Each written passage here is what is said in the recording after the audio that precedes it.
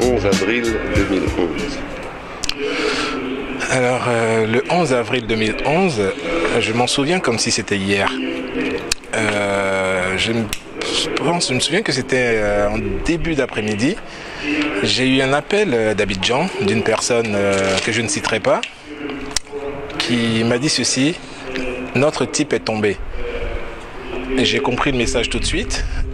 Et je lui ai répondu: je n'y crois pas. Je vais voir BFM, ces chaînes qui donnent des infos toutes les 15 minutes. Et à ce moment-là, j'ai vu les images du président Gbagbo qui sortait de la résidence, entouré par cette horde de chiens. Et à ce moment-là, j'ai senti mes jambes fléchir sur moi et je me suis dit: qu'est-ce qu'on peut faire? Qu'est-ce qu'on va faire?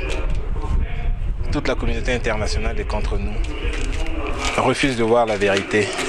Cette vérité qui est que Gbagbo est le seul et unique président reconnu par les institutions ivoiriennes.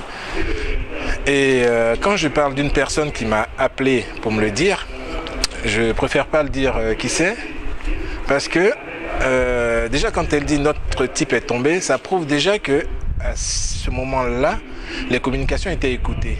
Donc les mots étaient, il fallait peser ces mots au risque de subir les foudres de ces gens-là. Et après avoir vu donc les images, j'étais abasourdi, j'étais écœuré, j'avais qu'une envie, c'était de vomir. Parce que la vérité, elle n'est pas là. J'étais à la maison, j'attendais de rejoindre des potes dehors pour manifester comme on le faisait tous les jours. Et malheureusement, c'est cette nouvelle-là qui nous a accueillis. Mais ça n'est pas fini, ça ne fait que commencer. Qu'est-ce que vous avez envie de dire aux Ivoiriens 2 ans après les faits? 2 ans après les faits, j'ai envie de dire aux Ivoiriens de continuer à croire dans le combat que nous menons. Ce combat, il est le vrai. Tôt ou tard, la vérité apparaîtra.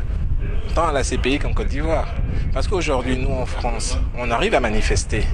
On arrive à faire des manifs à gauche, à droite, dans toute l'Europe. Et quand on manifeste comme ça, on manifeste à la place de nos frères qui sont en Côte d'Ivoire qui ne peuvent pas le faire. Donc nous sommes leur espoir. C'est pour ça qu'on leur dit: tenez bon, nous menons votre combat ici, en Europe, et au bout, on aura la victoire. Parce que c'est incontournable, c'est ça, il n'y a pas de 36 solutions. Voilà.